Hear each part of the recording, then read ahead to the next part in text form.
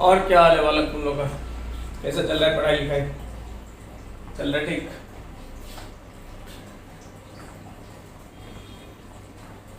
सबसे पहले उन बच्चों के लिए जिनको इस बार 2020 में नीट एंड जेईई देना है,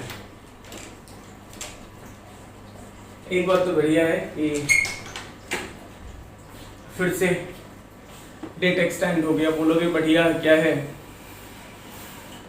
तो मुझे लगता है कि दो तरह के बच्चे हैं। एक इसको पॉजिटिव सेंस में लेने वाले। पॉजिटिव करने का मतलब है कि यार अभी तक के हिस्ट्री में कोई ऐसा ईयर नहीं था जिस ईयर इतना सारा एक्स्ट्रा टाइम बच्चों को मिला। आपने प्लान करा था अप्रैल के लिए, मई के लिए, और आपके एग्जाम होंगे सितंबर में। समझ रहे हैं ना? अप्रैल मई का पेपर जाके सितंबर में होगा। मतलब इतना सारा एक्स्ट्रा टाइम मिल रहा है जितना आज तक कभी नहीं मिला। तो दो तरह के बच्चे हैं भाई। एक तरह का होगा कि पॉजिटिव ले लेगा और खूब जम के मेहनत करके लगातार, जो एक शिकायत होता था क्लास में, मैं बोलता था कि बच्चे हमेशा सोचते हैं कि एग्जाम जो है ना, एक दिन बढ़ जाता, 2 दिन बढ़ जाता, 10 दिन बढ़ जाता, या 100 दिन बढ़ गया। 2 पार्ट में ही बढ़ा, लेकिन वो तो उतने टाइम आपको एक्स्ट्रा मिला है जितना टाइम आपके बिल्कुल एक्सपेक्टेशन नहीं थे। तो थोड़ा सा पॉजिटिवली वर्कआउट करो। अगर आप ये सोचते हो कि ये टाइम का प्रॉपर यूटिलाइजेशन मुझे करना है, डेफिनेटली बहुत अच्छा कर जाओगे। दूसरे टाइप का स्टूडेंट है, सोचेगा कि कोरोना है, पता नहीं क्या होगा।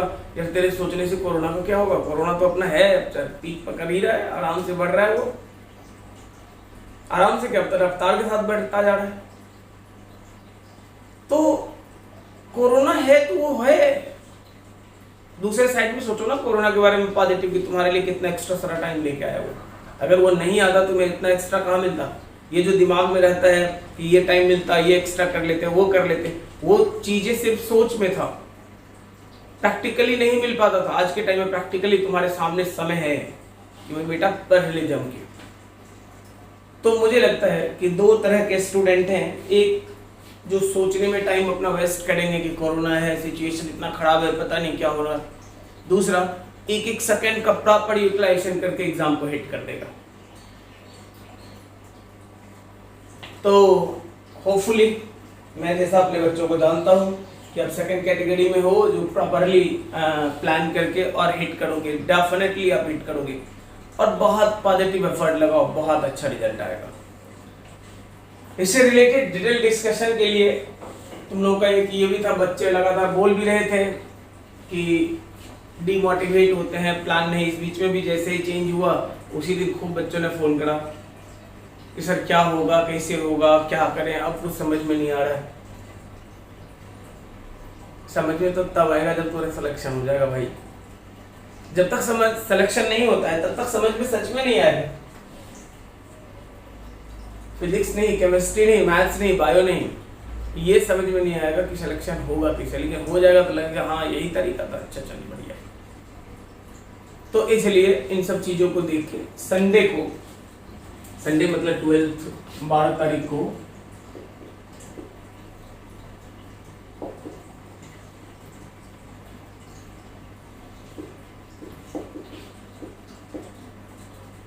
डेढ़ बजे से ऑनवर्ड्स लाइव आऊंगा।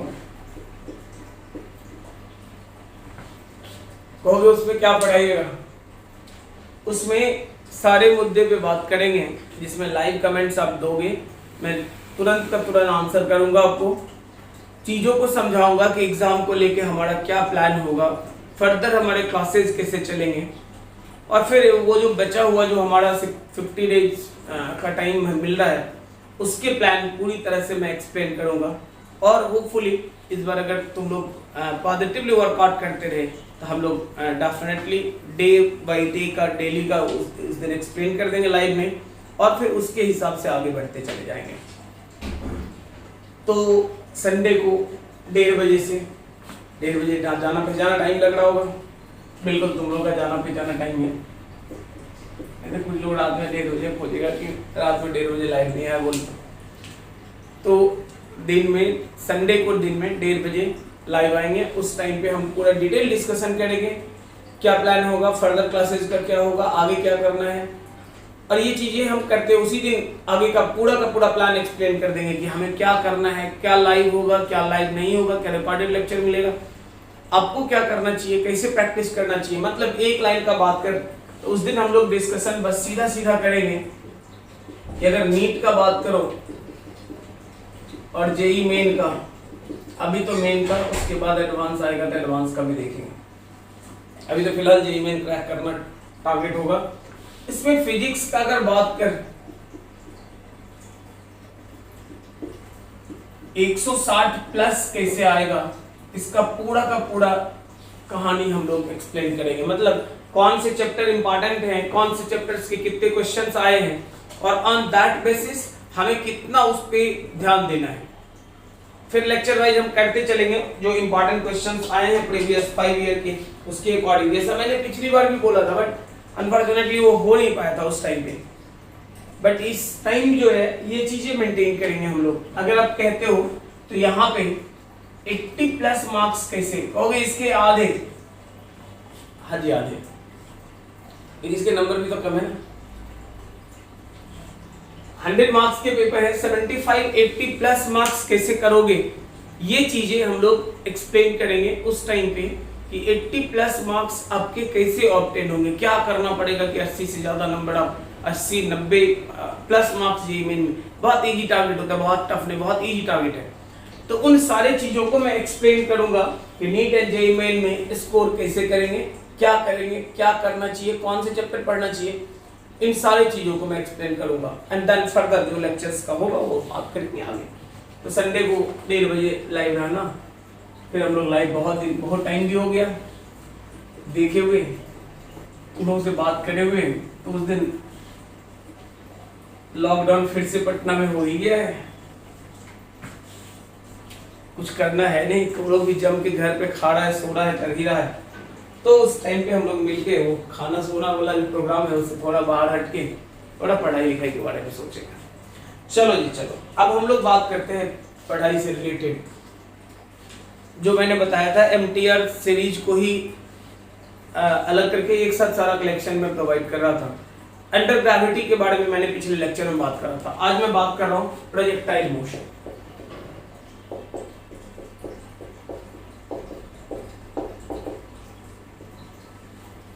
सबसे पहले है हॉरिजॉन्टल प्रोजेक्टाइल की।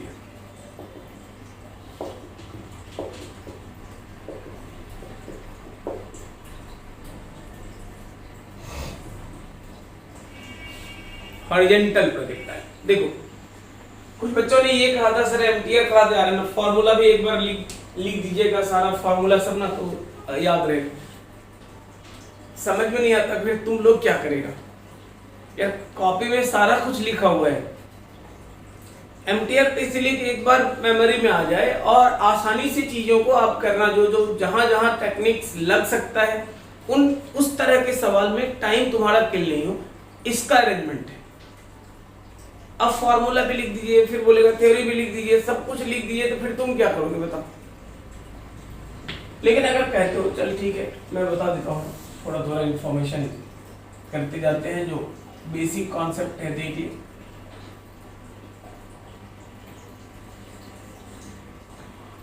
देखो हॉरिजॉन्टल प्रोजेक्टाइल आप जानते हो, किसी पर्टिकुलर हाइट से पार्टिकल को हॉरिजॉन्टली फेंका गया।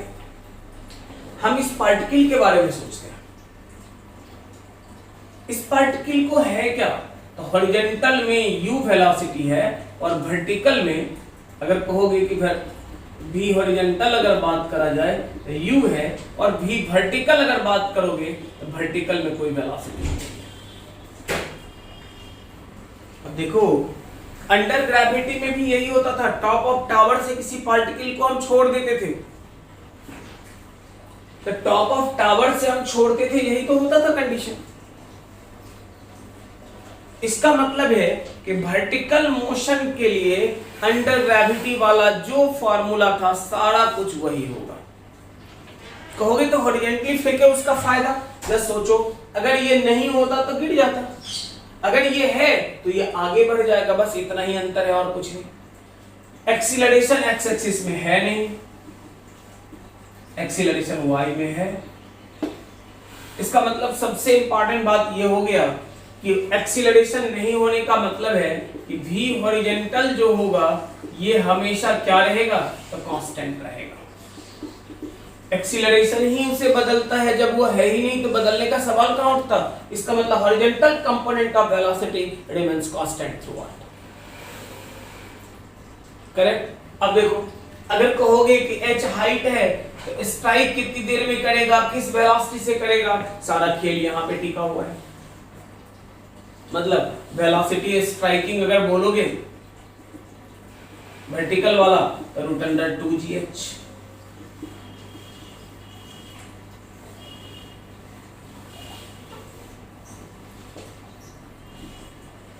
कहोगे टाइम कितना टेक करेगा, वो देख लेते हैं। अब देखो एमटीआर का क्या कॉन्सेप्ट आ रहा है, समझ ले बात को।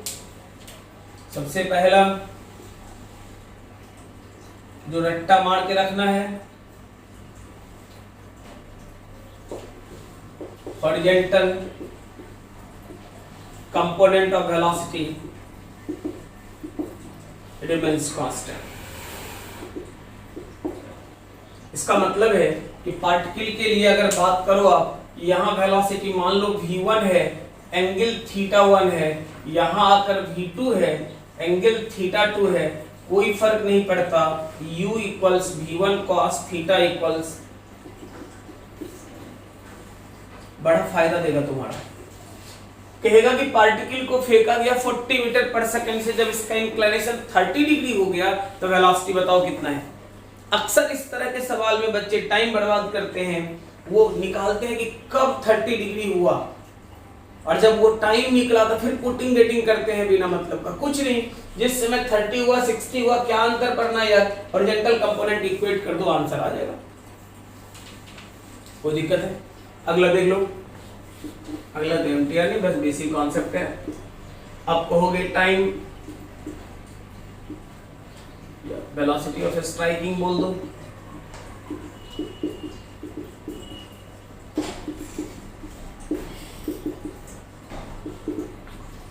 एक्स एक्सिस में u, y एक्सिस में दोनों परपेंडिकुलर, इसलिए आपको कहा जाएगा टाइम ऑफ स्ट्राइकिंग या टाइम ऑफ मोशन। t कहोगे कितना आता है, v initial minus v final vertical में डिवाइडेड बाय, हॉरिजॉन्टल से कोई मतलब नहीं, वर्टिकल मोशन हो रहा है, वर्टिकल का initial velocity minus final velocity, याद रखना ये स्पीड नहीं वेलोसिटी है, डिवाइडेड बाय जी। इनिशियल कितना, इनिशियल तो कुछ था ही नहीं, फाइनल कितना तो माइनस, यही तो टाइम बराबर √2h/g है।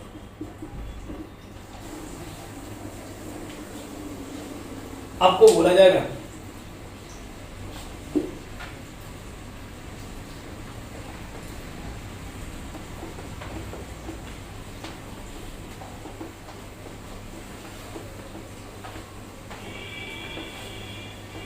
चल देख ले आगे।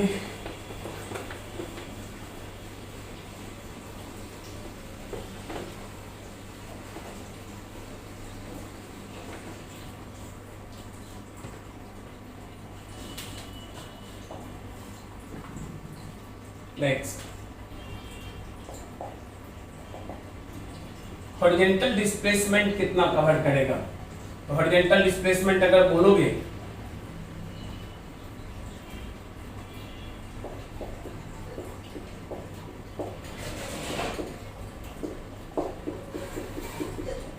अगर कहोगे इक्वेशन ऑफ पाथ क्या होगा पार्टिकल के लिए, तो y equals half g x square by, particle कितनी देर तक मोशन करेगा, कितना दूर जाएगा, वेलोसिटी ऑफ स्ट्राइकिंग क्या होगा, टाइम क्या होगा, चीजें क्लियर है। अब आ जाओ प्रॉब्लम पे, समझ में आ जाएगा। a particle projected horizontally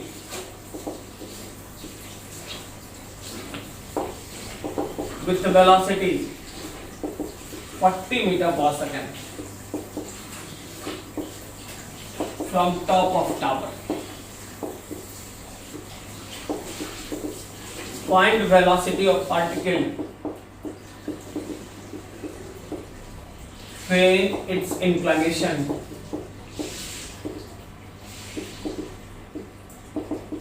with horizontal. देखो आसान सा सवाल है, कॉन्सेप्ट बड़ा अच्छा है इसका। अगर बच्चों का फंडा क्लियर ना हो तो वो बहुत टाइम टेक करते हैं कि कब हुआ 60 डिग्री का एंगल, वो टाइम कैलकुलेट करते हैं कि 60 डिग्री कब हुआ और टाइम निकालकर देन वेलोसिटी में पुट करते हैं। मैं आपको बोलूं कि ऐसा कुछ नहीं करो, सीधा सीधा फंडा। अब कंपोनेंट लो, हॉरिजॉन्टल कंपोनेंट हर हाल में क्या होगा तो सेम रहेगा। तो देख ले कंपोनेंट कैसे इक्वल करना है। ये देखो पार्टिकल को आपने फेंका, यहां आकर मान लो वेलोसिटी 60 डिग्री का एंगल में, कहां कोई दिक्कत है, पहला वाला फंडा लगा लेना u इक्वल्स v cos 60। कब हुआ प्रॉब्लम टाइम पूछे तब तो प्रॉब्लम ने पूछा ही नहीं, तो बिना मतलब का टाइम क्यों बर्बाद करना। v इक्वल्स जिस समय पार्टिकल का वेलोसिटी एंगल इंक्लिनेशन हॉरिजॉन्टल से 60 डिग्री था, at that time particle is moving with 80 metre per second. पक्का, एकदम पक्का गारंटी है, कोई दिक्कत बोल ले। आगे देख लो,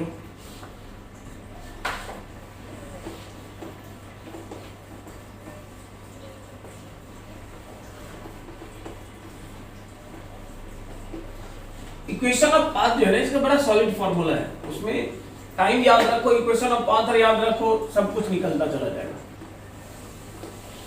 देख लो अगला एग्जांपल मैं बोलता हूं।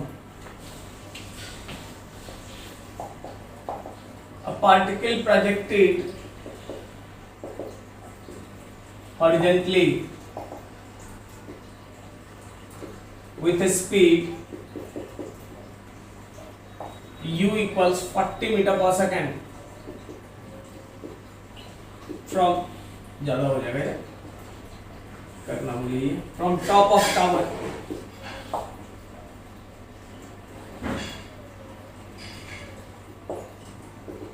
height, find पहला में velocity of strike, सेकंड में time of motion, horizontal displacement covered.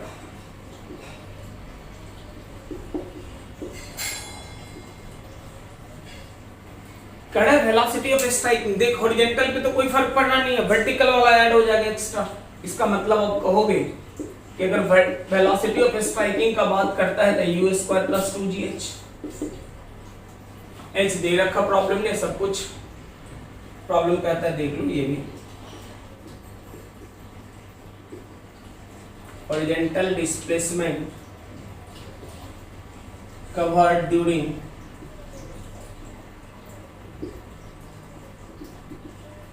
Particle covers vertical displacement 50 meter.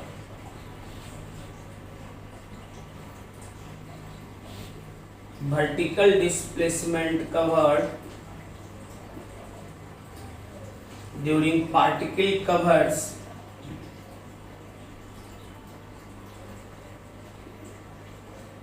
horizontal displacement 50 metre. देखो दो और पार्ट मैंने ऐड कर दिए, तो सबसे पहला में तो कोई दिक्कत है नहीं तुम्हें, दूसरा वाला में कह रहे हैं भाई टाइम के लिए अभी अभी फॉर्मूला देखे थे कि टाइम कितना टेक करेगा, तो हॉरिजॉन्टल से कोई कनेक्शन नहीं, क्योंकि हॉरिजॉन्टल में एक्सीलरेशन नहीं है। हमारा मतलब है किससे भाई, तो वर्टिकल से। अगर वर्टिकल से है तो वर्टिकल के लिए क्या कहोगे, तो वर्टिकल में आप ध्यान देकर देख लो, striking velocity root under 2gh, तो आंसर जो आया था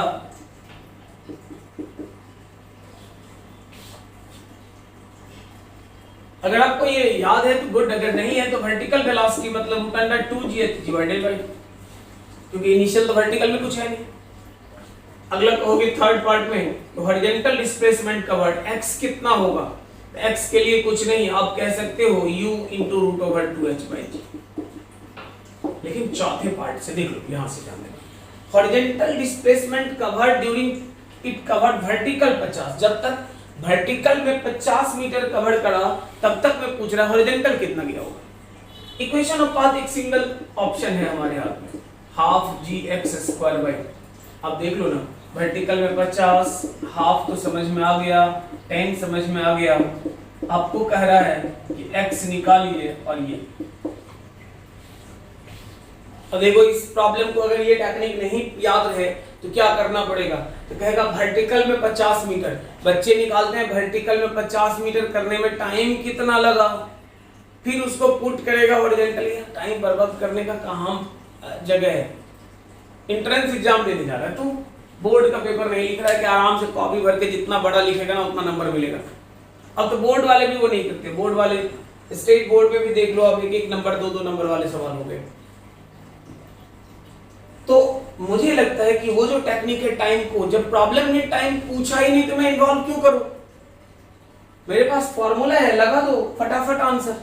तुम कहोगे अगले वाले में देख ले, y इक्वल्स, आप वंस अगेन बोल रहे हो gx square by u square. इस बार प्रॉब्लम में दिया हॉरिजॉन्टल वाला दे रखा 50, प्रॉब्लम क्या कर रहा है देख लो, vertical displacement covered during it cover horizontal 50 metre. Horizontal में जब तक 50 मीटर चला तब तक वर्टिकल में कितना, हॉरिजॉन्टल 50 मीटर, वेलोसिटी दिया हुआ है g हमें पता है, y निकालना है, सबसे बढ़िया फार्मूला यही तो है, हाफ इंटू 10 इंटू 50 का स्क्वायर डिवाइडेड बाई 20 का स्क्वायर। कोई दिक्कत है बोल? अब कहोगे यही फार्मूला लगेगा, ये कैसे पता है? कोई फार्मूला लगेगा कि नहीं ये फैसला हम लोग नहीं लेते, वो फार्मूला खुद लेता है। इन्वॉल्वमेंट देखो इसमें, अगर मैं इस फार्मूले को लेके बात करूं, इस फार्मूले में है क्या, तो वर्टिकल डिस्प्लेसमेंट है क्या, एक्सीलरेशन ड्यू टू ग्रेविटी, ये तो खैर सबके लिए है क्या, तो हॉरिजॉन्टल डिस्प्लेसमेंट। कभी कभी बच्चों को लगता है लगाएंगे ये कैसे पता चलेगा, इनिशियल वेलोसिटी। अब देखो ये 4 चीजें हैं इसमें, जिसमें से ये तो वेल अंडरस्टूड है, इसमें तो तुम्हारा कोई मतलब ही नहीं, लेकिन इन्वॉल्व है तो वो भी लिखो। अब ये मत करना 1 और 2 छूट गया, न्यूमेरिकल वैल्यू है यार। इस 4 में से 3 इंफॉर्मेशन अगर तेरे हाथ है तो फिर चौथा इंफॉर्मेशन में कहां कोई दिक्कत है।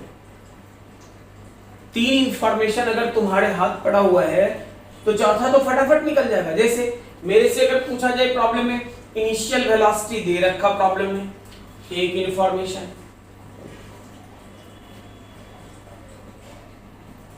एक्सीलरेशन ड्यू टू ग्रेविटी पता है, दूसरा इंफॉर्मेशन, एक और चाहिए। इस सवाल में वर्टिकल डिस्प्लेसमेंट पता है, मतलब y पता है, और हॉरिजॉन्टल पूछ रहा है मतलब x पूछ रहा है, तीसरा इंफॉर्मेशन दिया हुआ है, चौथा पूछ रहा है, यही फार्मूला तो सॉलिड फार्मूला है। हम टाइम को इन्वॉल्व क्यों करें जब इस चारों से रिलेटेड फार्मूला मेरे हाथ है। समझ रहे हैं बात को? लास्ट वाले में देख लो, हॉरिजॉन्टल दिया हुआ है, x दिया हुआ है, बाकी तो 2 पहले से है ही, u and g। x दिया मतलब 3 इंफॉर्मेशन मिल गया, वर्टिकल पूछ रहा है, बढ़िया तो है, फार्मूला लग जाएगा फटाफट।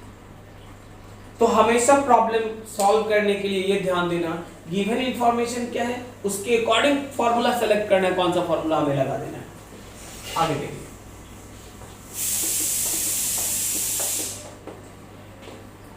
नेक्स्ट अगला एग्जांपल देखो क्या करना है हमें। पार्टिकल को आप फेंके हो टॉप ऑफ टावर से, हॉरिजॉन्टल प्रोजेक्टाइल का खेल है।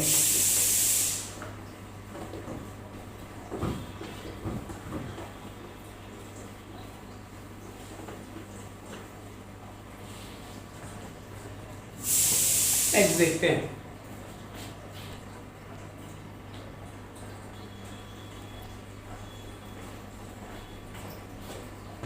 चलो आगे देखते हैं। देखो आपने क्या लिखा कि y इक्वल्स 1/2 gx²/u²। करेक्ट ना? अगर आप कहोगे तो x² इक्वल्स कितना होता है 2y/g।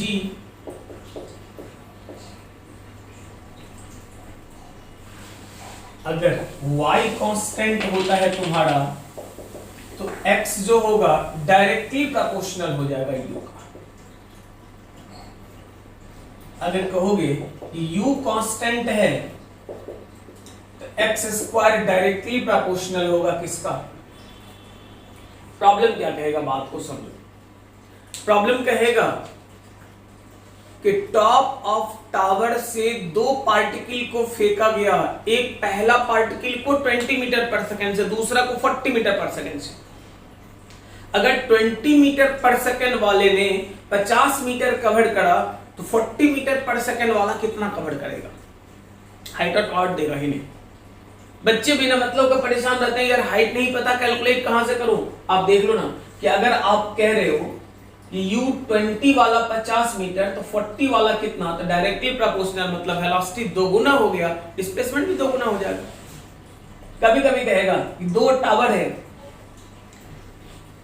एक टावर के टॉप से पार्टिकल को आपने फेंका u स्पीड से, टावर का हाइट दिया हुआ 100 मीटर, पार्टिकल ने हॉरिजॉन्टल डिस्प्लेसमेंट कवर करा 50 मीटर। 100 मीटर के टावर से आपने फेंका 50 मीटर हॉरिजॉन्टल, कहेगा 200 मीटर के टावर से फेंके तो कितना होगा हॉरिजॉन्टल? अक्सर लगने लगता है 100 मीटर वाला में 50 मीटर, ये तो 200 वाला में कितना, तो 100 मीटर हो जाएगा। लेकिन नहीं, ऐसा नहीं है। आप देख लो, सेम स्पीड से अगर प्रोजेक्शन है तो डायरेक्टली प्रोपोर्शनल। तो थोड़ा सा कॉन्सेप्ट है, बस ध्यान रखना है बड़े आराम से, क्योंकि प्रोजेक्शन के खेल में प्रॉब्लम उलझा देता है बच्चों को। तो आप अगर दोनों कॉन्सेप्ट याद रखते हो, बड़े आराम से सवाल सॉल्व कर लोगे। y कांस्टेंट है, u का डायरेक्टली, u कांस्टेंट है y का। कभी कभी बहुत रेयरली सवाल मिलता है, और ये सवाल जब भी होता है तो जाकर ग्रेविटेशन में ज्यादातर दिखता है। जैसे एक प्लैनेट पे आपने फेंका, दूसरे प्लैनेट ही बदल दो। अगर प्लैनेट ही बदल दोगे तो कोई दिक्कत नहीं, एक्सीलरेशन ड्यू टू ग्रेविटी का क्या होगा, तो डायरेक्टली प्रोपोर्शनल होगा y, x और u सेम रहे तो। नॉर्मली x नहीं y सेम रहता है, इन दैट केस कहोगे कि एक्सीलरेशन ड्यू टू ग्रेविटी का इनवर्सली प्रोपोर्शनल होगा, मतलब स्क्वायर रूट इनवर्सली प्रोपोर्शनल। आप देख लो, मैं आपसे बोलूं कि अगर आप कहते हो कि y एंड u कांस्टेंट है, x² जो होगा, बहुत काम का फॉर्मूला ये दिया। कब कौन सा लगाओगे ये ध्यान देना कि अगर y कांस्टेंट है, u का डायरेक्टली, u कांस्टेंट है, y का x² डायरेक्टली 2, सही है ना? अगला एक तरह का सवाल होता है कि हॉरिजॉन्टली फ्लाइंग एरोप्लेन वाला। देख लो यार, अगर हॉरिजॉन्टली फ्लाई कर रहा है, वो सवाल लिखेंगे नहीं, बस बात को समझा दे रहे हैं क्या कर रहा है। हॉरिजॉन्टली फ्लाई कर रहा है और वहां से किसी पार्टिकल को आप छोड़ोगे, छोड़ दो, तो मुझे लगता है कि जब आप इसे छोड़ोगे तो इस पार्टिकल को जेंटली रिलीज करने के बाद वही वेलोसिटी मिलेगा जो एरोप्लेन का है।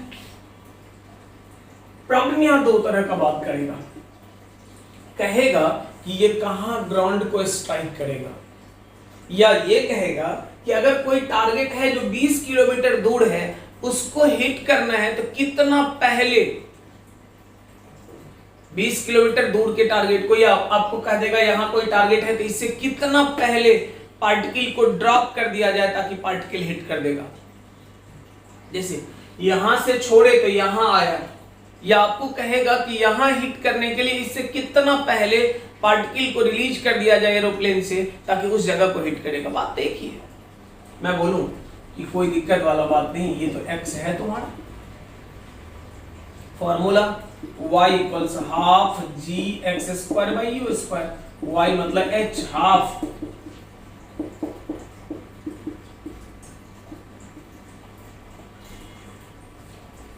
कितना कहोगे लिख देते हैं u√2h/g, यही रेंज तो है। तो अगर कहेगा टारगेट को हिट करने के लिए कितना पहले छोड़ा जाए या यहां छोड़ा जाए तो कहां हिट करेगा, निकल जाएगा सवाल। अब देखो इसमें अंडर ये हॉरिजॉन्टल प्रोजेक्टाइल में एक तरह का और सवाल है,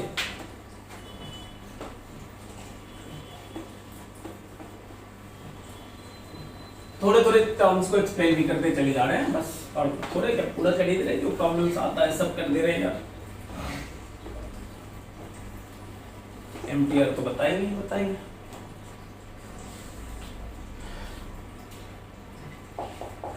इन case of a stair,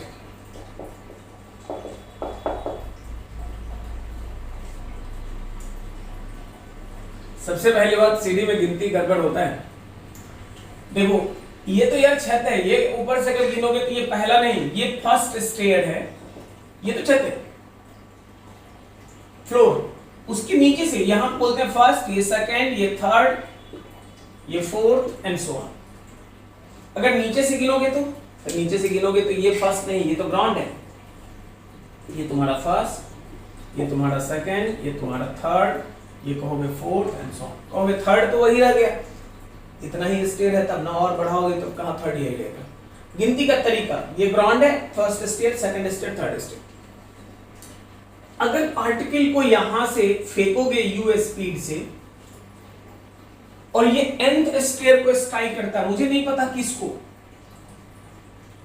if it strike nth stair, nth stair अगर स्ट्राइक कर दिया तो x कहोगे n इंटू डी, जहां हर एक का, और y बोलोगे n इंटू एच। एक का विड्थ अगर d है, n को स्ट्राइक कर दिया n इंटू डी, एक का हाइट अगर h है, n को स्ट्राइक कर दिया n इंटू एच। अब आ जाओ बेसिक, मैंने इसीलिए बोला था यही सबसे काम का फॉर्मूला है तुम्हारे लिए, ये फॉर्मूला याद है, बाकी तो ये पुटिंग इटिंग फटाफट दिमाग में बैठाओगे। अब कहोगे NH equals half g n square d square by u square, n का वैल्यू कहोगे एक निकल लिया 2h u स्क्वायर बाई। अब ध्यान देना, ऊपर से गिनते हैं, ये स्टेयर कौन सा है, फोर्थ। पार्टिकल यहां स्ट्राइक करेगा तो भी फोर्थ, यहां करेगा तो भी फोर्थ, यहां करेगा तो भी, यहां भी। मैंने लिया फोर्थ का मतलब है NH, इसका मतलब मैंने लिया कि टर्मिनल पे, लेकिन क्या जरूरी है टर्मिनल पे हिट करे, पहले भी कर सकता है। इसका मतलब हुआ कि अगर n का वैल्यू 3 पॉइंट समथिंग हो, जरूरी नहीं 4 हो, 3.1 मतलब 3/3 को पार करके चौथा में चला गया, 3.2 चौथा में चला गया, 3.7 चौथा में चला गया, 3.9 चौथा में चला गया, 4 चौथा में है, लेकिन 4.1 ऐसा नहीं कि कहेंगे कि क्लोज है, राउंड ऑफ कर लेते हैं चौथा स्टेयर। 4.1 मतलब पांचवा को जंप करके वो छठा, ये चौथा को जंप करके पांचवा में चला गया। तो अगर फ्रैक्शन में हो तो एक बढ़ा के लिख देना, बस इतना ही ध्यान रखना। यहां एक बड़ा इंपॉर्टेंट टर्म होता है और वो होता है कॉन्सेप्ट समझना, minimum velocity of projection to strike nth stair. यहां थोड़ा सा फंडा समझिए,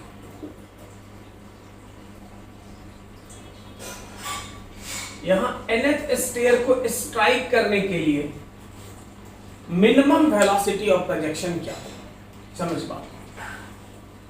ये मान लेता हूं मैं nth स्टेयर, मैं बोलता हूं पार्टिकल के लिए, जरा सोच, बोल रहा है nth स्टेयर, ये कौन सा स्टेयर है, तो ये n-1 था।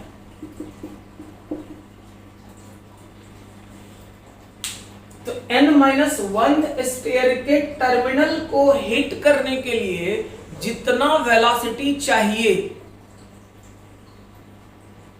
अगर उससे थोड़ा भी ज्यादा दोगे तो nth पे चला जाएगा। जैसे प्रॉब्लम क्या कहेगा, प्रॉब्लम कहेगा कितना वेलोसिटी से फेंकोगे कि 10वें स्टेयर को स्ट्राइक करे, अब देख, अगर ये 10th स्टेयर है तो 10th यहीं से शुरू हो गया, क्या पॉसिबल है कि ये यहां से जाएगा घूम के यहां आएगा? तो इस कॉर्नर पे वो हिट नहीं कर सकता, क्योंकि अगर स्टेयर बना हुआ है तो ऐसे लौट के वो नहीं आ सकता। तो आप क्या सोचोगे, अगर 10th के लिए बात करता है तो 9th स्टेयर के टर्मिनल पॉइंट को हिट करने के लिए जो वेलोसिटी चाहिए आप कैलकुलेट करो। अगर उससे थोड़ा भी ज्यादा दोगे, ज्यादा नहीं थोड़ा भी ज्यादा दोगे, तो वो ऑटोमेटिकली 9th स्टेयर के टर्मिनल पे हिट करने के लिए जो वेलोसिटी चाहिए उससे थोड़ा भी ज्यादा देंगे तो वो जाके किस पे, 10th पे स्ट्राइक कर देगा। तो आप इस तरह के प्रॉब्लम में हमेशा ध्यान रखना कि बात n का करना हो तो x का वैल्यू क्या कहोगे, n-1 इंटू डी, और y का वैल्यू क्या कहोगे, n-1 इंटू h।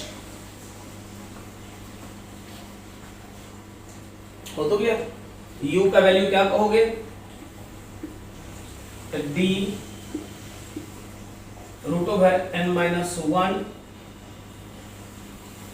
एक बार नहीं लिख दें तो लिख देते हैं, चलो देखो यहाँ लिख देना, फिर कहोगे कहां से आ गया ये कीवर्ड फार्मूला। सीधे सीधे y का वैल्यू कहोगे कितना, तो half g x square by, u का वैल्यू कहोगे x इंटू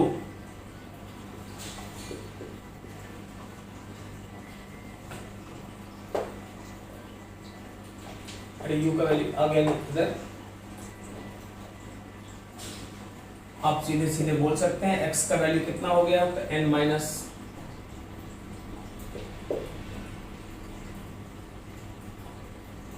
n-1 इंटू कितना,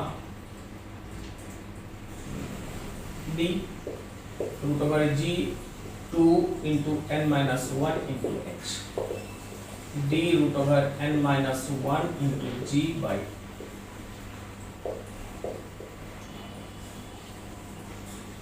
अब आप पुटिंग गेटिंग करो, nth स्टेयर को स्ट्राइक करने के लिए जो मिनिमम वेलोसिटी रिक्वायर्ड है कैलकुलेट करो। यहां तक तो कोई दिक्कत नहीं, मतलब बेसिक खेल है x और y का।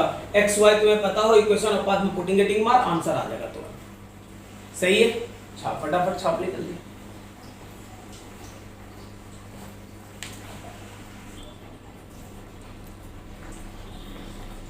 अब चल देखते हैं हम लोग ऑब्लिक प्रोजेक्टाइल के बारे में।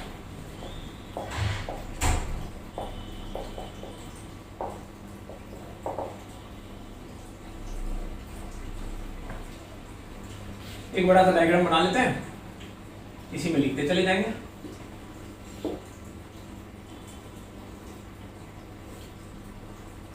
यू स्पीड से थीटा एंगल पे फेंका गया,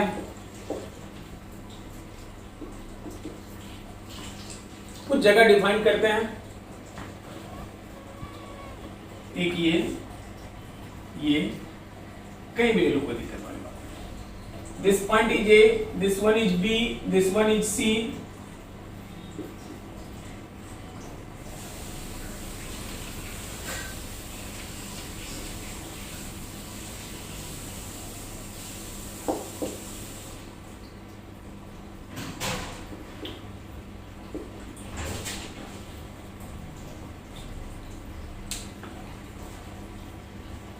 ये सब तो बड़ा अच्छे से जानते हो कि ये हाईएस्ट पॉइंट है, हाइट h है, this is r/2 and this one also is r/2,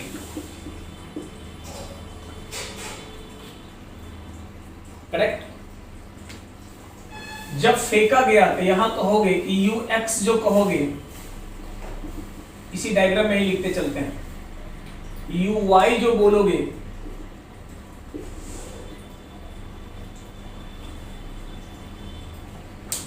इसी को हम लोग कहते हैं, इसको ux नाम आपने दे ही दिया, चल सही है, वो इसी नाम से पहचानेंगे। पूरे मोशन के दौरान कभी भी x एक्सिस में कोई एक्सीलरेशन नहीं था। इसका मतलब पहला कॉन्सेप्ट यही कहता है कि हॉरिजॉन्टल कंपोनेंट ऑफ वेलोसिटी जो होगा वो हर हाल में क्या होगा, तो कांस्टेंट होगा। मतलब पहला फंडा ये बोलता है कि vx कांस्टेंट है, इसका मतलब है कि u cos theta and that equals v1 cos theta 1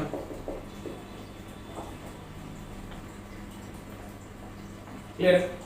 horizontal component of velocity क्या रहेगा? तो कांस्टेंट रहेगा, वो कभी नहीं बदलेगा पूरे मोशन के दौरान। अगला पॉइंट देखो, अगर आप कह रहे हो ये हाईएस्ट पॉइंट है तो यहां पे एक्सीलरेशन ड्यू टू ग्रेविटी नीचे और वेलोसिटी इधर, दोनों के बीच जो एंगल होगा एट हाईएस्ट पॉइंट पे,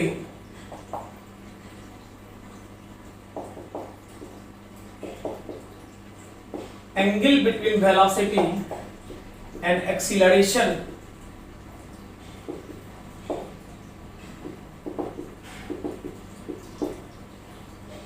हाईएस्ट पॉइंट वही जगह है जहां वर्टिकल वेलोसिटी 0 है। इसका मतलब पार्टिकल मूव कर रहा है किधर? तो हॉरिजॉन्टल में। अब आप एक बात जानते हो कि हॉरिजॉन्टल में वेलोसिटी आपने पहले ही कह रखा है कितना के बराबर? कहोगे वो तो यहां था, आपने पहले बोला कि कहीं नहीं बदलेगा। इसका मतलब eight highest point particle moving with constant velocity and that equals u cos theta. Correct है। चल हम लोग बात करते हैं आगे। सबसे पहले टाइम ऑफ एस है फ्लाइट। टाइम ऑफ फ्लाइट मतलब 2u sin थीटा बाई जी।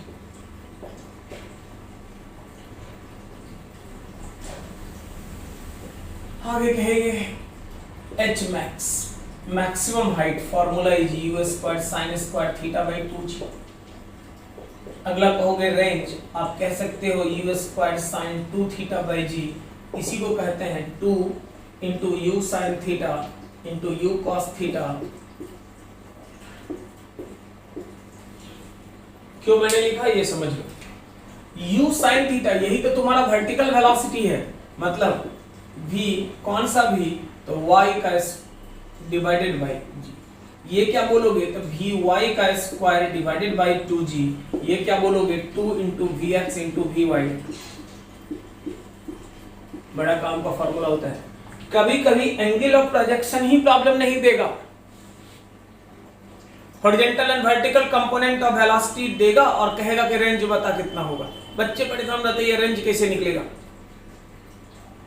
जैसे एक ट्रक रोड पे चल रहा है, ट्रक के ट्रॉली में एक आदमी खड़ा है, ट्रक का स्पीड दिया हुआ है 10 मीटर पर सेकंड। उस आदमी ने अपने हाथ से एक बॉल को वर्टिकली ऊपर उछाल दिया with velocity 20 metre per second. Problem कहेगा उस बॉल का रेंज बताओ। ट्रक के ट्रॉली में आदमी है, आदमी के हाथ में बॉल है, जो वेलोसिटी ट्रक का वही, आदमी का वही, बॉल का, तो हॉरिजॉन्टल वेलोसिटी तीनों का सेम हो गया। पार्टिकल को उसने क्या दिया? हॉरिजॉन्टल ने, उसने वर्टिकल दिया। अब देख एंगल ऑफ प्रोजेक्शन नहीं है, हॉरिजॉन्टल और वर्टिकल पता है, रेंज निकल जाएगा। अब अगर कहते हो तो यहां एक और फायदे का बात कर सकते हो। h का वैल्यू अगर कहोगे तो vy का स्क्वायर बाई 2g, मैं बोलूंगा एक g से गुना, g से भागा कर दो। फायदा vy बाई g का स्क्वायर इंटू g बाई 2। देखो ये हो गया t स्क्वायर, ये हो गया 5,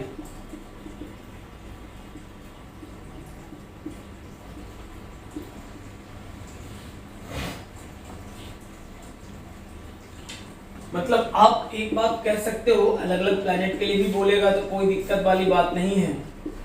प्रॉब्लम बड़ा चालाकी से आपको बेवकूफ बनाने का कोशिश करेगा। प्रॉब्लम कहेगा कि पार्टिकल को फेंका गया, उसका टाइम ऑफ फ्लाइट है 20 सेकंड, बताओ मैक्सिमम हाइट कितना अटेंड किया। अब बच्चे परेशान रहते हैं, सिर्फ टाइम ऑफ फ्लाइट से सवाल कैसे सॉल्व होगा? सिर्फ टाइम ऑफ फ्लाइट से सवाल सॉल्व हो जाएगा। देख लो, टाइम ऑफ फ्लाइट अगर 20 सेकंड है तो maximum height attend by particle निकल जाएगा। कोई दिक्कत वाली बात है? यहां तक सही है, आगे देख लो।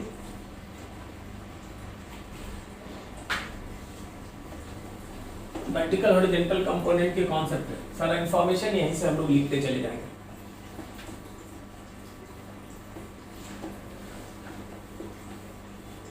Time of ascending u sin theta by g, time of descending u sin theta by g, ये सब चीजें पहले से पता है तुम्हें, उसमें दिमाग कहाँ लगाना।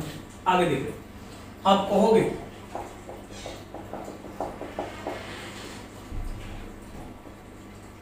Kinetic energy at C,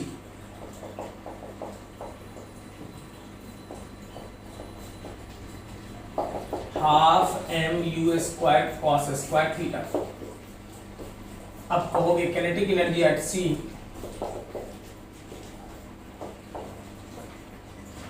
angle of projection दिया रहेगा, आपसे प्रॉब्लम पूछेगा कि बताओ हाईएस्ट पॉइंट पे कितना किनेटिक एनर्जी होगा।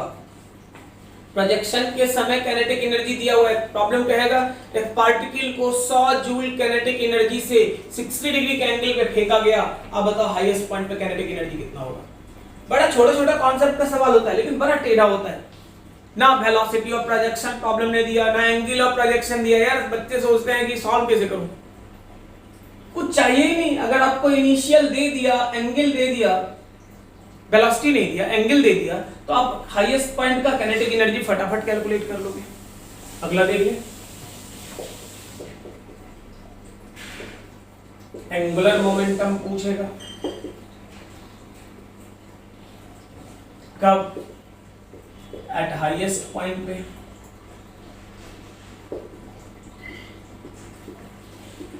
किसके अबाउट पॉइंट ऑफ प्रोजेक्शन।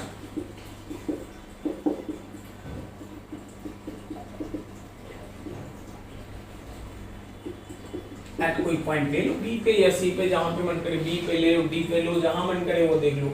ये पॉइंट तुम्हारा सी है। आप कहोगे कि एंगुलर मोमेंटम अगर बोला जाए तो हम लोग बोलते हैं angular momentum m v r के जगह एम वी का मतलब u cos theta into r by 2। ऐसा ही है नहीं। अगर वेलोसिटी हॉरिजॉन्टल है, एक्चुअली क्या होता है एंगुलर मोमेंटम, तो L equals r cross p, याद रखना। तो यही फंडा याद रखना कि अगर पार्टिकल यहां है तो ये हॉरिजॉन्टल वाला डिस्टेंस नहीं लेंगे। कौन सा डिस्टेंस लेंगे, तो हॉरिजॉन्टल में अगर है वेलोसिटी तो हॉरिजॉन्टल के साथ क्रॉस प्रोडक्ट 0 होगा। लेंगे कौन सा, तो वर्टिकल वाला। मतलब आप कह सकते हो कि m u h cos theta.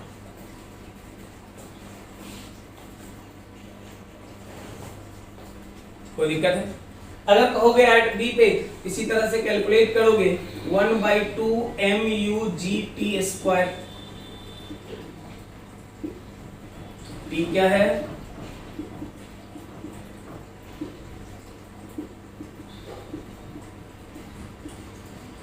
ए से बी तक जाने में जो भी टाइम टेक करेगा वो टाइम तुम देख लो। कहोगे टाइम कैसे निकलेगा, वो भी थोड़ी देर में मैं बताता हूं। वो टाइम निकल जाएगा, पुटिंग गेटिंग मारो, एंगुलर मोमेंटम एट बी पे कितना होगा निकल जाएगा। अगर प्रॉब्लम बोलेगा कि टॉर्क,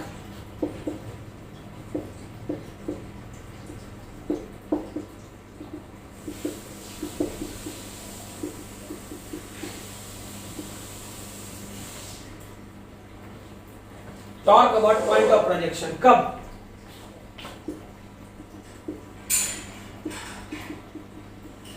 एट सी पे।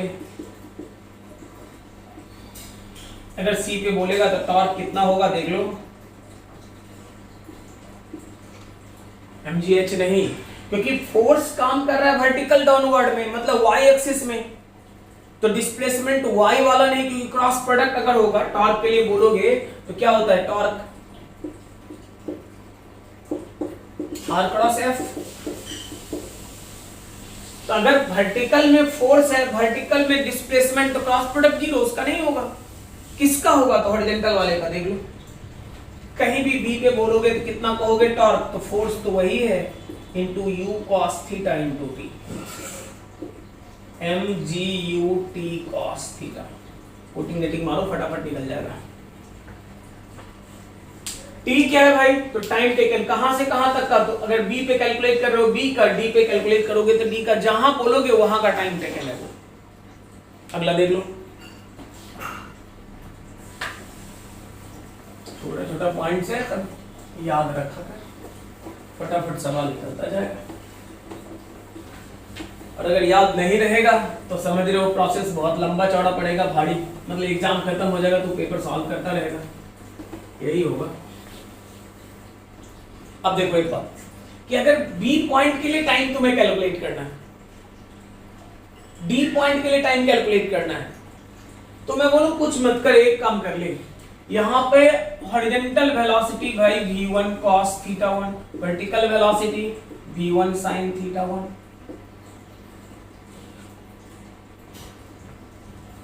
तो मैं बोलूं बी पॉइंट के लिए अगर हमें टाइम चाहिए तो कुछ नहीं, बी पॉइंट पे वर्टिकल वेलोसिटी कैलकुलेट करो और final velocity minus initial velocity, ये initial velocity minus final velocity divided by G जो होगा वही तो टाइम का वैल्यू होगा।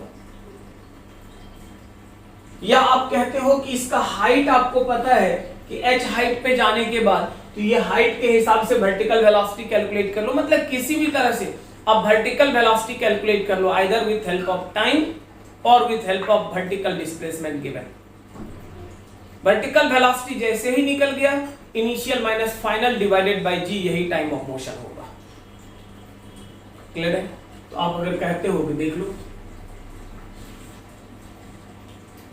एग्जांपल, इक्वेशन ऑफ पाथ भी एक देख ही लो किस तरह का होगा। तो इक्वेशन ऑफ पाथ क्या कहोगे, y इक्वल्स जनरल एक फॉर्मूला है x tan theta half g x square by u square, पुराने जमाने का ये फॉर्मूला है, उस जमाने में तुम उठा ले। आज के टाइम पे एग्जाम लेने वाले भी बड़े चालाक होते हैं, वो वेलोसिटी ऑफ प्रोजेक्शन को ही गायब कर देते हैं प्रोजेक्टाइल में। कहेगा क्या, कहेगा एक पार्टिकल को फेंका गया 30 डिग्री के एंगल पे, उस पार्टिकल ने हॉरिजॉन्टल डिस्प्लेसमेंट 100 मीटर कवर करे, तो जिस समय वो 70 मीटर कवर करा था उस समय उसका वर्टिकल हाइट कितना था बता। अब बच्चे परेशान होते हैं, यार वेलोसिटी दिया नहीं, सवाल कैसे लगाओ। कुछ नहीं करना, बस एक काम कर लेना, y equals x tan theta 1 minus x by, पढ़ाया हुआ है क्लास में भी, ऐसा नहीं किया अभी, सीधा रट्टा लगा आंसर हो जाएगा तुरंत तैयार। रेंज के टर्म में प्रॉब्लम ने इंफॉर्मेशन दिया, रेंज से रिलेटेड फॉर्मूला लगा दो, देख लो यहाँ वेलोसिटी ऑफ प्रोजेक्शन इन्वॉल्व है, यहाँ वेलोसिटी ऑफ प्रोजेक्शन का कोई रोल ही नहीं है। बिना वेलोसिटी ऑफ प्रोजेक्शन के आपका प्रॉब्लम आराम से सॉल्व हो जाएगा, रेंज अगर आपको पता है तो। क्लियर है यहाँ तक? कोई दिक्कत तो बोल लो, छाप लो फटाफट।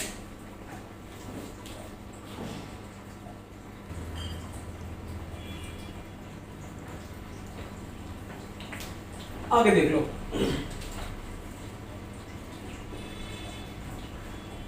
आपने कहा h इक्वल्स कितना u square sine square theta by 2g, आपने बोला रेंज इक्वल्स कितना होता है 2u square sine theta cos theta by g।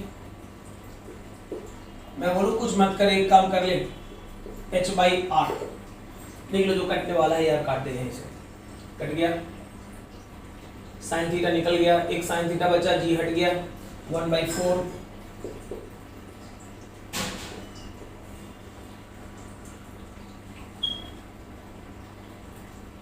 h by r का जो वैल्यू होगा कुछ और नहीं, कितना के बराबर होगा 1/4 tan थीटा के बराबर होगा। ये 2 नीचे मल्टीप्लाई हो गया। अगर कभी प्रॉब्लम कहेगा तो मैक्सिमम हाइट रेंज का आधा हो जाए, एंगल ऑफ प्रोजेक्शन क्या होगा, मैक्सिमम हाइट रेंज के बराबर हो जाए तो एंगल ऑफ प्रोजेक्शन क्या होगा, जो भी बोले यार पुटिंग गेटिंग करो ना, आंसर आता जाएगा। अगला देख लो,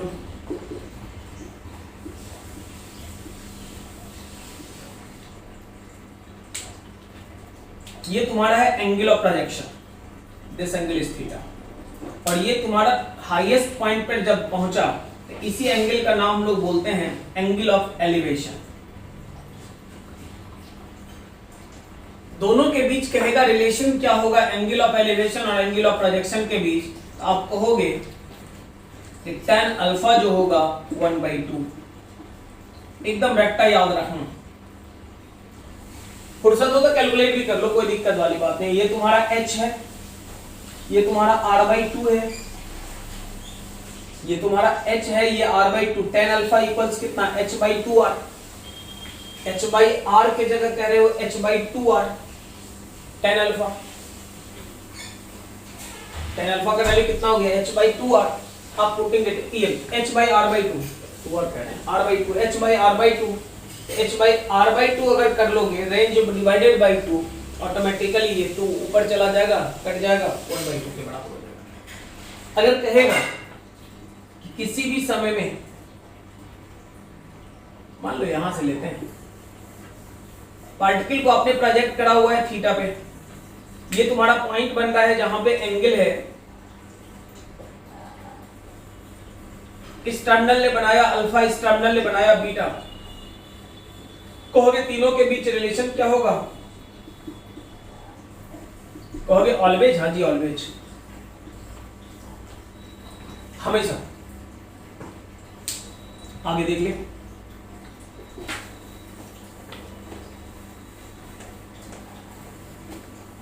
बेसिक बेसिक पॉइंट का फॉर्मूला याद रख, बस आसानी से सवाल सॉल्व हो जाएगा।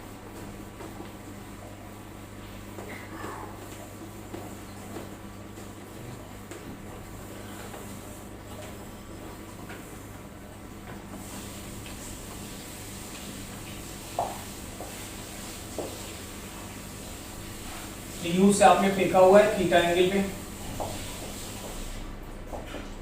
After T second, T time के बाद अगर कहेगा तो वी एक्स का वैल्यू तो कहोगे यू को कॉस थीटा, वी वाई का वैल्यू कहोगे you sine theta minus G T.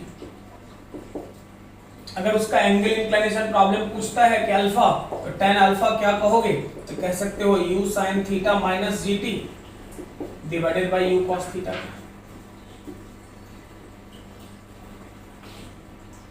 अगर कहेगा एट इंस्टेंट ऑफ स्ट्राइकिंग, अगर बोला जाए तो एट इंस्टेंट ऑफ स्ट्राइकिंग देख लो, जिस स्पीड से आपने फेंका था वही स्पीड होगा, जिस एंगल पे आपने फेंका था वही एंगल होगा। अगर थीटा पे फेंके थे थीटा ही स्ट्राइकिंग एंगल होगा, अगर यू स्पीड से फेंके थे तो स्ट्राइक करते समय भी स्पीड कुछ और नहीं यू के बराबर ही होगा। क्लियर? अगला प्रॉब्लम अगर आपसे बोलता है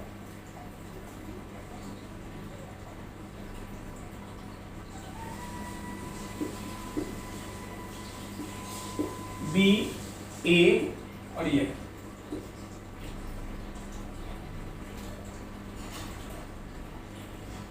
देखो प्रॉब्लम कहेगा कि टाइम टेकन ए से बी तक के निकालने के लिए, जब एच हाइट पे है, या ए से सी तक निकालने के लिए क्या करोगे? तो मैं बोलूं कुछ मत कर, एक काम कर ले, यहां अगर वेलोसिटी बोलोगे तो कुछ और नहीं, वर्टिकल वेलोसिटी रूट ओवर कितना, यहां u था theta angle, u square sine square theta minus under gravity. याद कर मैंने बताया था कि रेफरेंस लेवल जहां से फेंको उसके ऊपर तो -2gh, नीचे +2gh। कहोगे तो वर्टिकल में था, वर्टिकल ही तो बात कर रहे हैं, हॉरिजॉन्टल के कारण तो यार वो आगे जा रहा है और कहां कुछ है, टाइम में तो उसका इन्वॉल्वमेंट है ही नहीं क्योंकि वो वेलोसिटी कांस्टेंट है। जो गड़बड़ी होना है वो तो वर्टिकल में, क्योंकि acceleration due to gravity vertical में काम करता है, इसलिए वर्टिकल वाला देख लीजिए। आपको कहा जाएगा यहां पे, यहां कितना, कुछ और नहीं,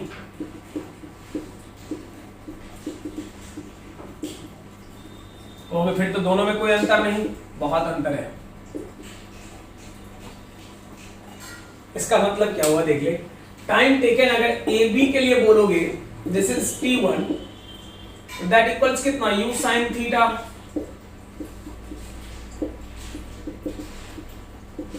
देख आसानी से तो याद रहेगा।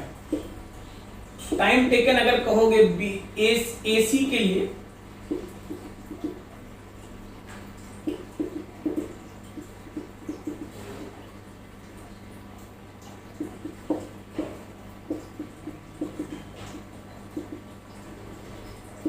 कैसे, initial minus final by g, initial minus final, minus minus plus हो गया।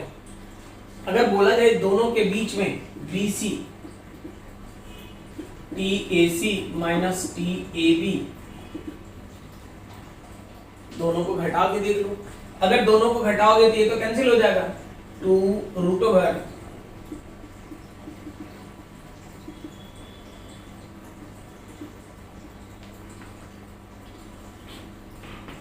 दोनों टाइम को जोड़ के देख लो, ये बड़ा काम का फॉर्मूला है।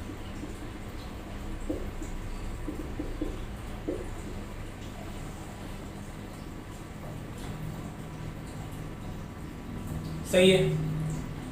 टाइम कितना टेक करेगा तो 2u sin थीटा बाई जी, मतलब टाइम ऑफ फ्लाइट के बराबर हो जाएगा। अगला देख,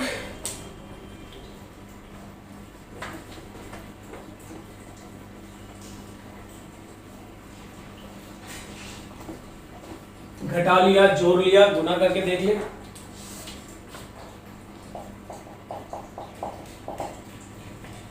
T1 इंटू T2, अगेन देख लो, u square sine square theta a plus b a minus b a square minus b square, तो आप कहोगे u square sine square theta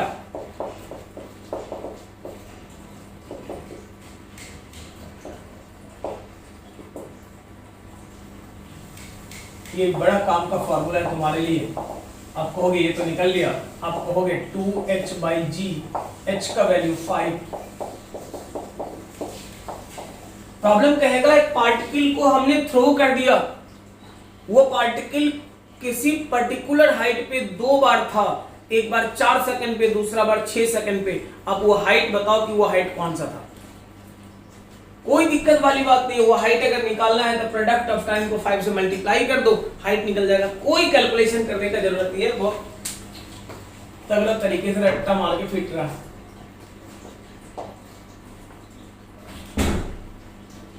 सही है, कोई दिक्कत है बोल। अगर आप कह रहे हो इसी को आप डेल्टा टी भी बोलते हो,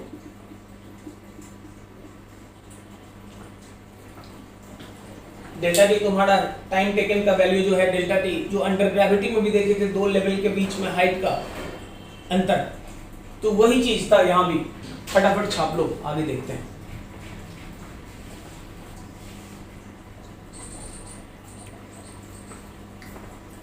आगे देख लो। अगला अगर आप कह रहे हो ये पॉइंट ए है, ये पॉइंट तुम्हारा बी है, ये पॉइंट तुम्हारा सी है, ये पॉइंट तुम्हारा डी है, यहां के लिए डेल्टा T1 टाइम टेकन और ये डेल्टा T2 है। कैसे, तो अभी थोड़ी देर पहले देखे थे, याद कर। टाइम CD के लिए अगर कह रहे हो डेल्टा T2, तो मैं बोलूं कि ये दोनों के बीच का जो गैप है हाइट h, डायरेक्ट लिखना।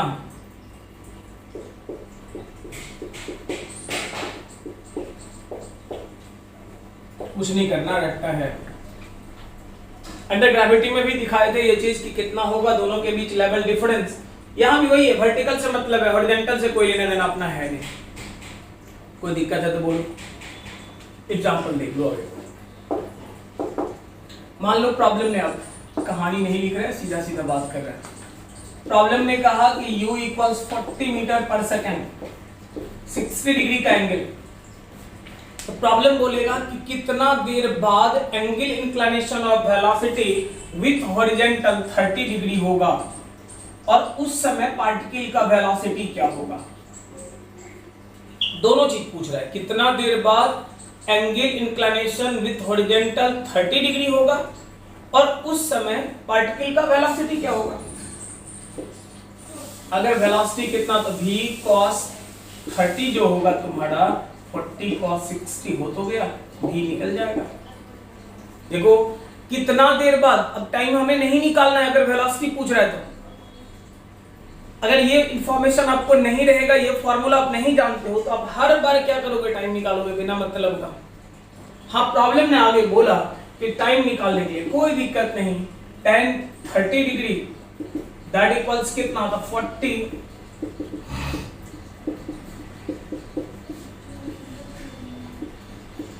हो गया। tan theta equals u sin theta minus dt by u cos theta. कोई दिक्कत है तो बोल। अगला एग्जांपल देखो।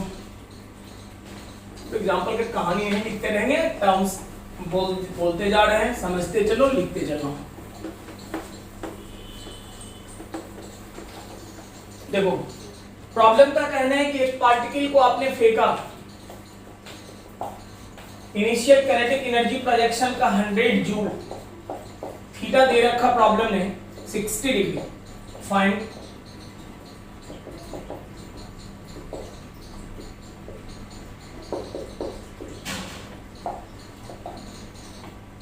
कोई पार्टिकल 100 जूल काइनेटिक एनर्जी से 60 डिग्री के एंगल पे फेंका गया, हाईएस्ट पॉइंट पे उस पार्टिकल का काइनेटिक एनर्जी कितना था?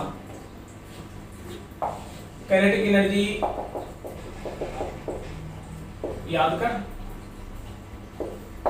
अब कहोगे ये तो 100 cos स्क्वायर 60, 100 इंटू 1/4, आप कहोगे 25 जूल। पक्का? हाँ जी पक्का, एकदम गारंटी के साथ 25 जूल होगा वो।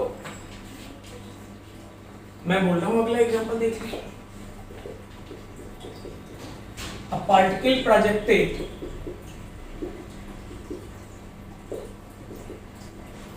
at an angle theta equals 30 degree with horizontal.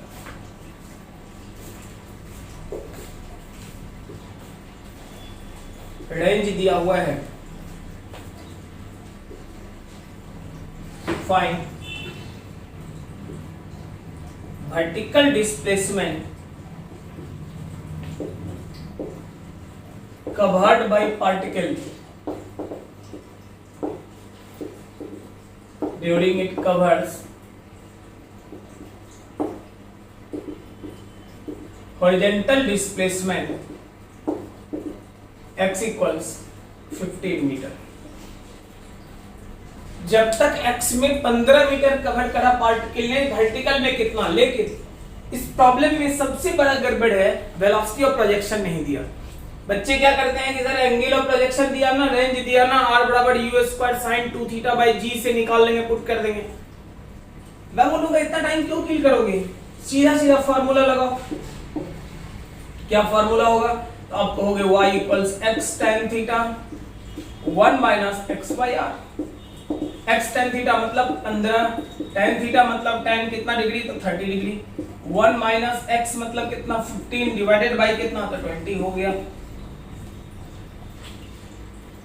अगर आप टेक्निकली साउंड हो, फार्मूला पे प्रॉपर कमांड है, बहुत कम टाइम में प्रॉब्लम आपका निकल जाएगा।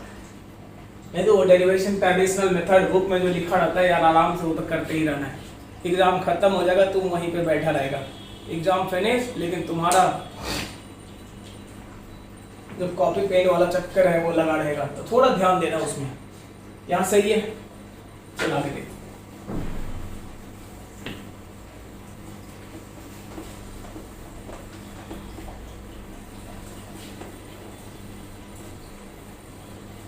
रेंज कहेगा मैक्सिमम कब, ये सब तो याद होगा रेंज मैक्सिमम के लिए कि रेंज मैक्सिमम कब होगा।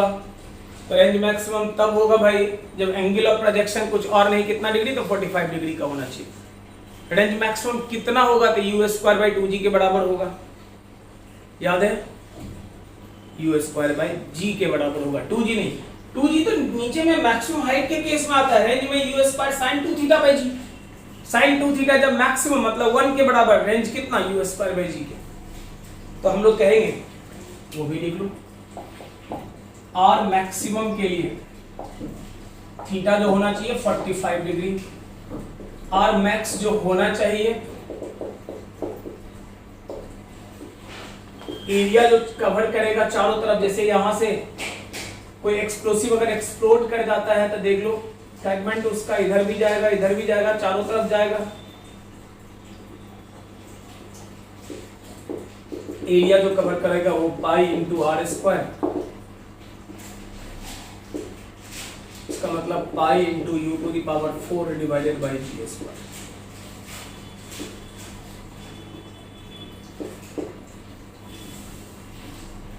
वेलोसिटी दिया रहेगा, आपको निकल जाएगा ग्राउंड पे कितना एरिया कवर करेगा, रेंज मैक्सिमम कितना होगा, एंगल क्या होगा। इसका मतलब ये भी होता है कि 0 degree less than theta less than 45 degree, जैसे जैसे थीटा बढ़ेगा रेंज बढ़ेगा। और अगर यही 45 पे मैक्सिमम है तो 45 less than theta less than 90, जैसे जैसे बढ़ाओगे रेंज लगातार 0 डिग्री से 45 डिग्री तक लगातार रेंज बढ़ता है, और 45 से 90 तक जैसे जैसे एंगल बढ़ाओगे रेंज बढ़ने के बजाय क्या होगा? घटता चला जाता है। 0 से 45 तक बढ़ता है, 45 के बाद घटता है। क्लियर है?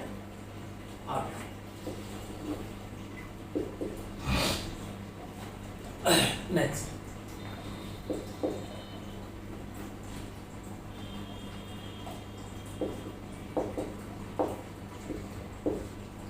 अब नंबर एम्पियर का डालते चलना तुम लोग। एक बड़ा ही हिट सवाल होता है, वो है कि एक्सप्लोसिव एक्सप्लोड कर जाता है टॉप हाईएस्ट पॉइंट पे। खूब पूछता है एग्जाम में, स्पेशली जेई वाले पूछते हैं इसको। तो प्रॉब्लम कहेगा सेकंड वाला फ्रेगमेंट जो है उसका रेंज क्या होगा। देखो मैं बोल रहा हूं कि यहां से मान लो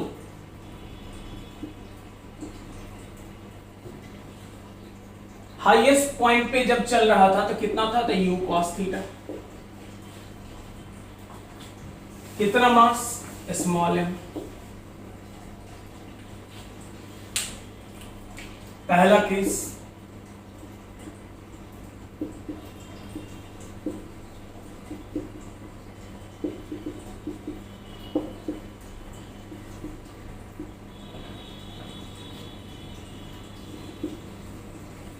Two fragment of mass m1 and m2। m1 retrace करता है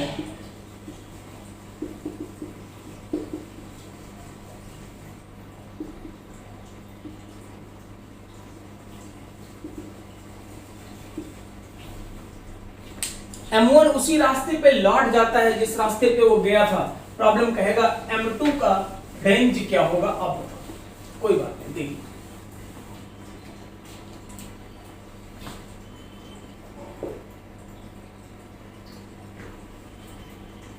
यहां देखो,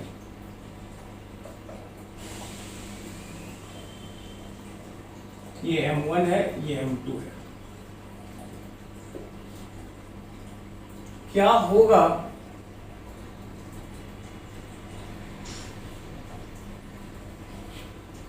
तो सीधा सीधा याद रखना, ज्यादा कुछ सोचने का जरूरत ही नहीं है कि रेंज जो होगा, range of m2 total mass by mass of fragment, जिसका निकालना है,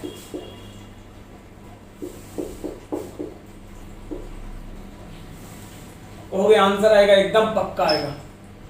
प्रोसेस अगर करोगे तो बड़ा लंबा चौड़ा मेथड है, कुछ नहीं करोगे तो एक लाइन का आंसर है कि total mass divided by mass of fragment into range, multiply कर दो, जो होगा तुम्हारा आंसर। टोटल मास कितना हो गया, तो m डिवाइडेड बाय निकालना है किसका, m2 का इनटू r के बराबर। के सेकंड अगर कहोगे इसमें,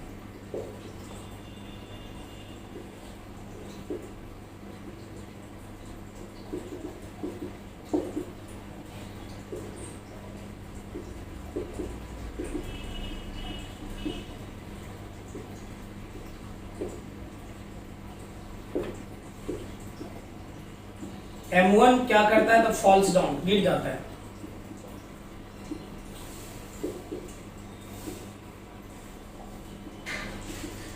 m2 का रेंज तुमसे पूछता है। अगर m1 सीधा गिर जाता है तो m2 का रेंज क्या होगा, देखो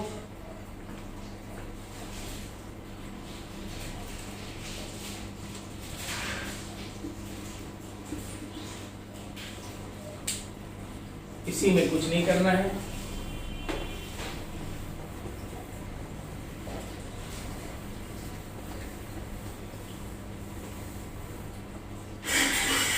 एक फ्रैगमेंट आपका गिर जाता है वर्टिकली, तो आपको कैलकुलेट करना है कि रेंज क्या होगा।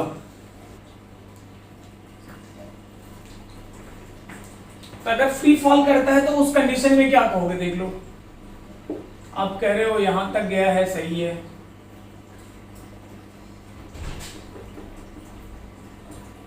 ये m1 तुम्हारा फॉल्स डाउन और m2 क्या है, तो जा रहा है आगे।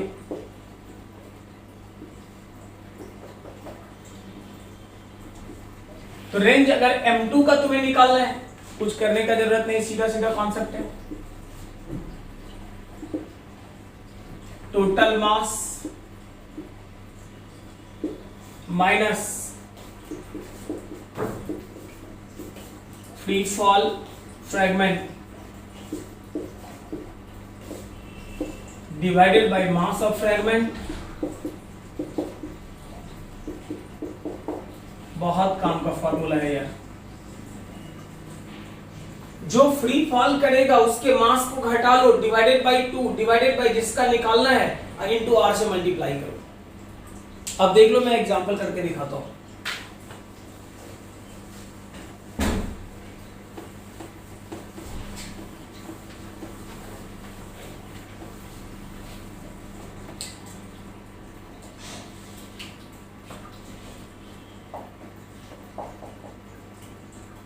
An explosive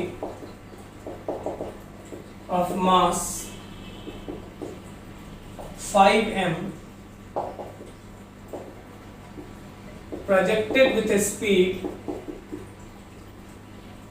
u meter per second at an angle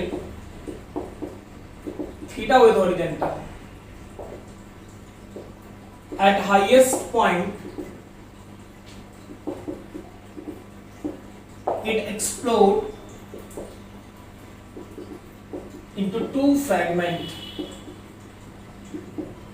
of mass 2m and 3m. पहला में 2m retrace its path,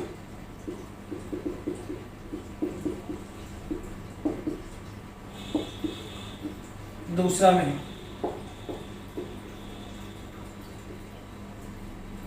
falls down vertically. Find range of 3m. 2m अगर वर्टिकली गिर जाता है 3m का रेंज कितना होगा कैलकुलेट करो। देख लो, पहला पार्ट में कर रहा है रिट्रेस करता है। रिट्रेस करने वाले में मैंने पहले ही बोला था टोटल मास ऑफ फ्रैगमेंट।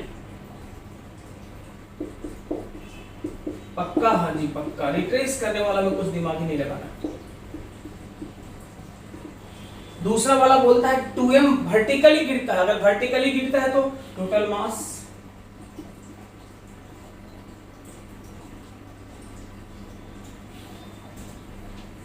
जो फॉल्स डाउन करेगा डिवाइडेड बाई 2। निकालना किसका है? 3m का। रेंज कितना? देख कितना आसानी से निकल गया। 4m by 3m into r। आप कहोगे 4 by 3r। पक्का? हाँ जी एकदम पक्का, सही है। तो इस तरह के सवाल में जहां फ्रैगमेंट टूटेगा उससे रिलेटेड क्या करेंगे, तो यहां तक कोई दिक्कत तो नहीं है। एक और लेक्चर इस पे होगा जिसमें प्रोजेक्टाइल का भी कुछ और टाइप, जैसे दो पार्टिकल प्रोजेक्शन सेम रेंज के लिए, वो सब देखेंगे। रिलेटिव वेलोसिटी, रेनडीवर वाला प्रॉब्लम, और फिर ये एंड करेगा। लेकिन उससे इंपॉर्टेंट चीज कि संडे का जो सेशन होगा उसके बाद हम लोग स्टार्ट करेंगे जो 50 डेज के प्लान के हिसाब से, तो वो पूरा डिटेल एक्सप्लेनेशन उस दिन मिल जाएगा। उस दिन आपको चैप्टर वाइज डेट के हिसाब से चैप्टर बता देंगे, किस डेट को कौन से चैप्टर का लेक्चर आपको मिलेगा। फिक्स टाइम होगा जिस टाइम पे आइदर लाइव या फिर रिकॉर्डेड लेक्चर, दोनों में से कुछ भी, कभी लाइव भी हो सकता है, कभी रिकॉर्डेड लेक्चर भी आपको मिल सकता है। तो वो सारे चीजें क्लियर करेंगे उस दिन। तो संडे को आप 1:30 बजे से वो सेशन देख लोगे। इसके आगे अगले लेक्चर में पढ़ेंगे।